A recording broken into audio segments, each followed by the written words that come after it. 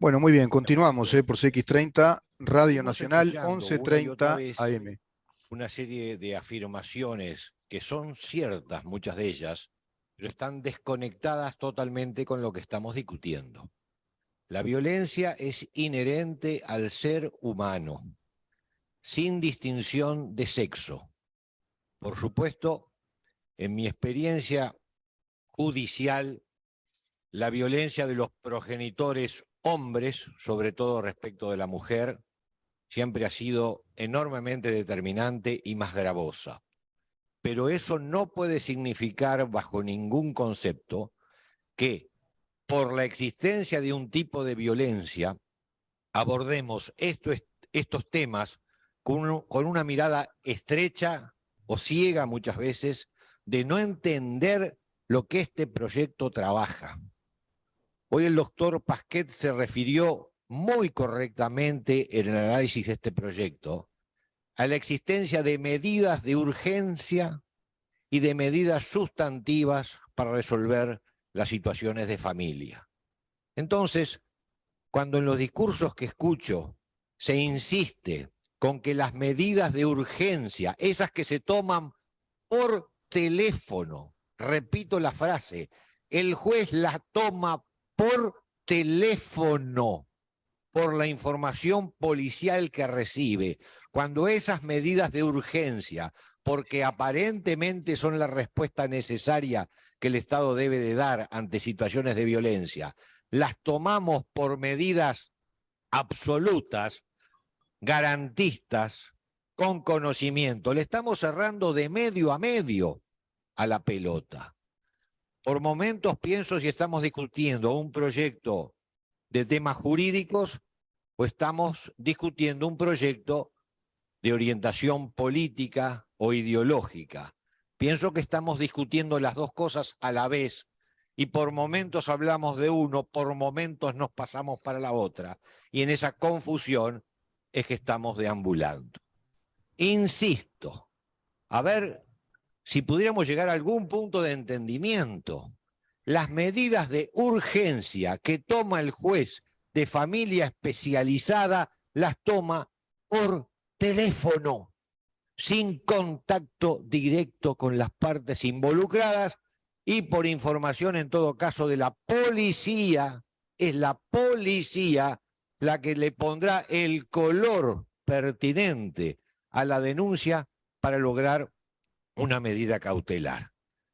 El proyecto lo que hace es establecer que esas medidas tomadas con esa provisoriedad, con ese desconocimiento sustancial, con esa información de la policía por teléfono a un juez muchas veces agobiado, que esas medidas pueda haber otro que las revea. ¿Por qué confiamos en el juez que toma las primeras medidas de urgencia y no confiamos, porque es lo que aparentemente está surgiendo de esta conversación, como siempre, entre sordos? Este Parlamento se caracteriza, y perdón, no quiero ser grosero, pero estamos teniendo permanentemente conversaciones entre sordos, no se escucha. No se escucha a quienes algunos años hemos pasado por los juzgados, comprender que hay un juez que da garantías sustantivas y otro juez que toma medidas al voleo, en el aire, que por supuesto tiene que tomar porque hay situaciones de emergencia, pero son sin las garantías del caso. Hay un juez que cobra sin ver el VAR. Yo de fútbol sé poco, pero entiendo de que últimamente hay mecanismos para entender mejor las jugadas.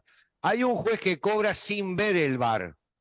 Y hay otro juez al cual este proyecto le está pasando la pelota, que es el juez de familia, que va a cobrar viendo las circunstancias reales y con la profundidad del caso para tomar decisiones.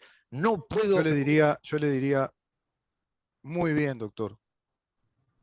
Excelente exposición.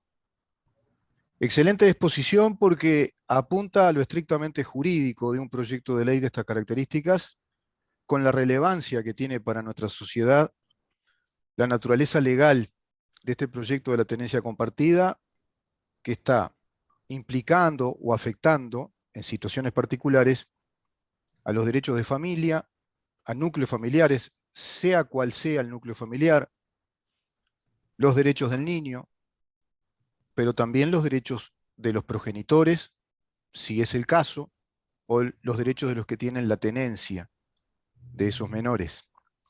Lo que dice el doctor Subía es un básico precepto del proceso judicial de garantías que configuró la tradición de los estados modernos, llamados estados de derecho, elenco de estados que Uruguay integraba, bien dicho en términos de pasado, en tiempo pasado. ¿Por qué? Porque lo que dice Subía alude a aquel juez de instrucción, aquel extinto, hoy anacrónico juez, lamentablemente, de instrucción presumarial o sumarial, que atendía la denuncia, que era prácticamente cobrar sin el VAR, como muy bien emplea la analogía al doctor Subía, quien me confesaba que no sabía tanto de fútbol, y mirá cómo va aprendiendo.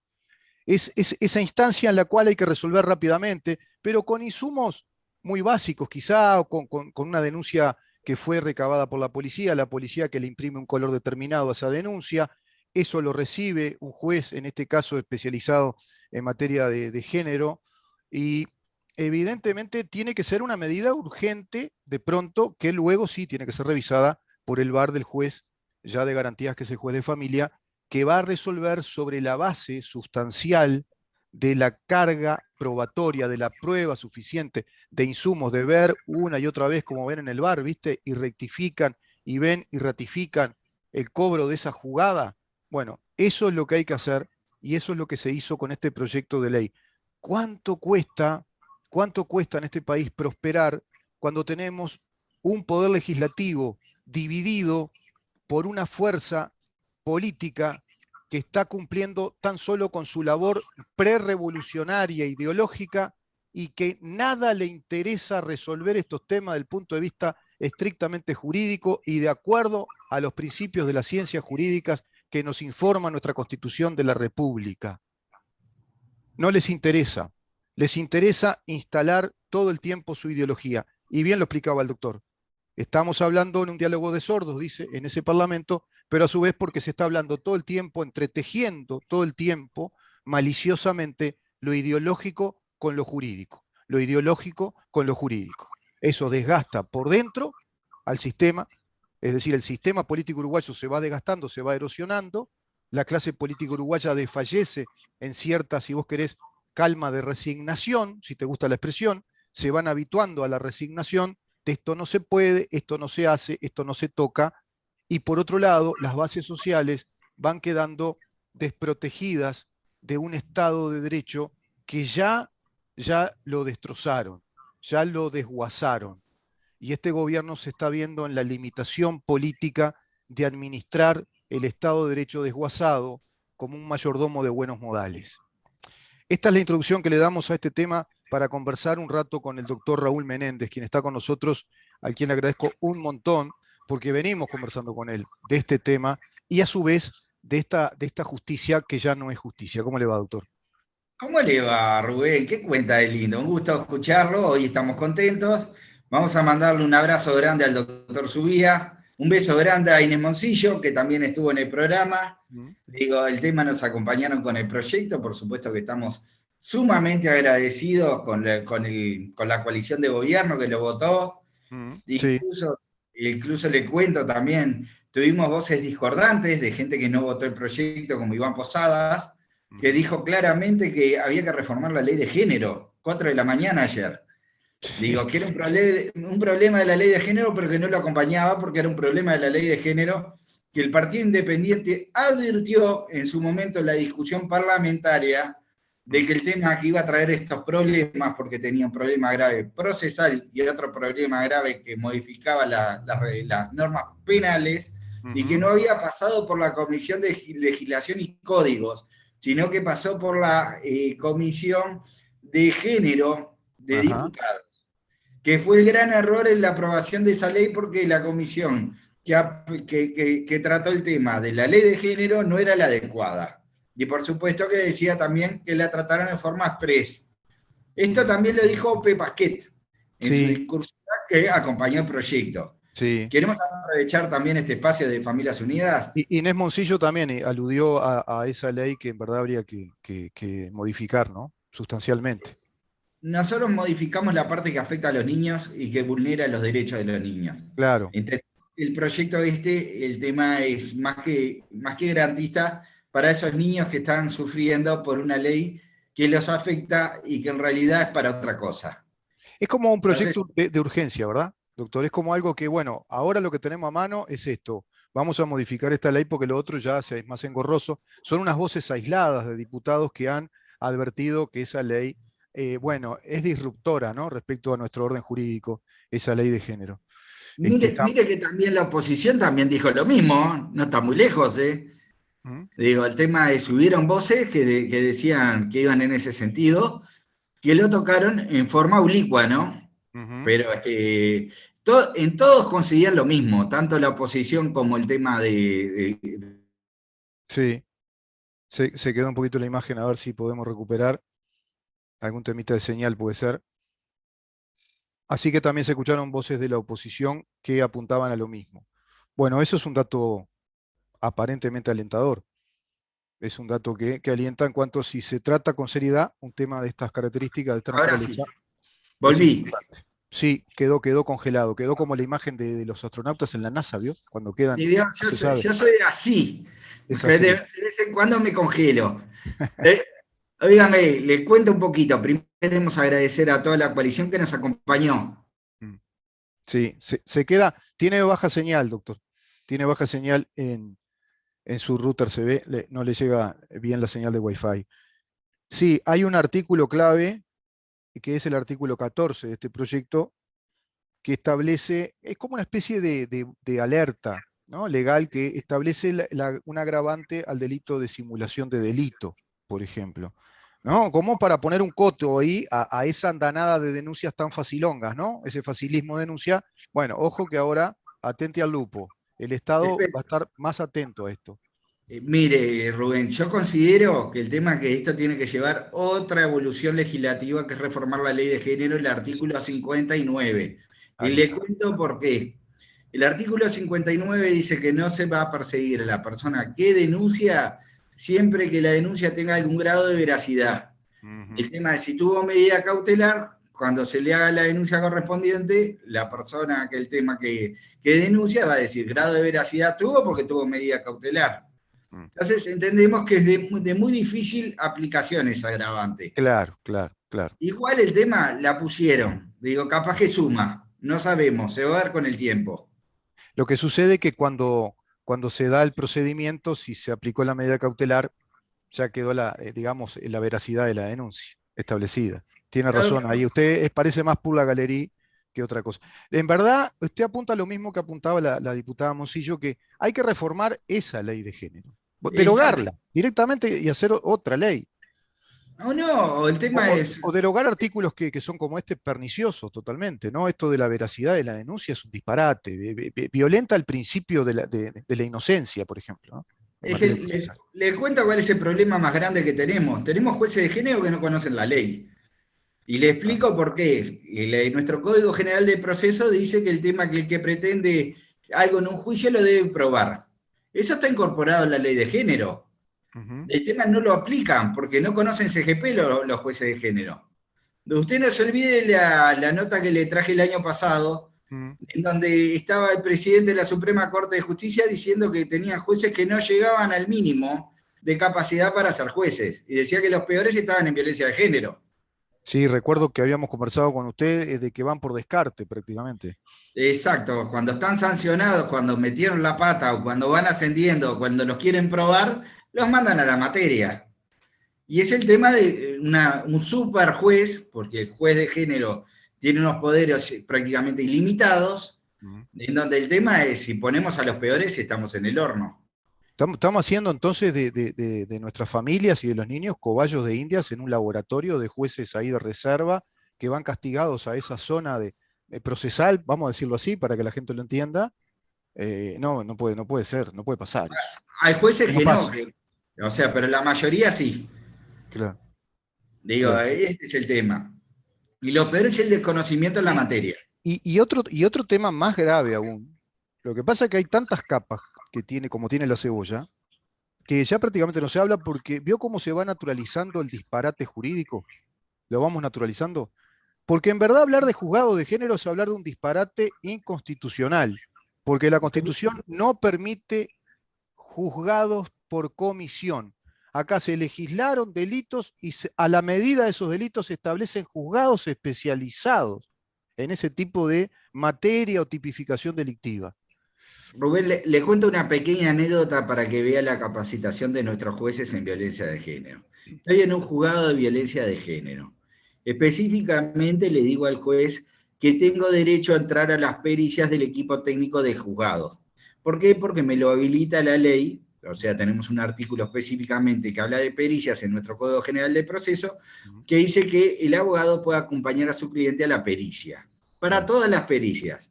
Sí. El tema es, le leí ese artículo en audiencia al juez. Me dice que él no estaba de acuerdo. Que no estaba de acuerdo. Que no estaba de acuerdo con la ley.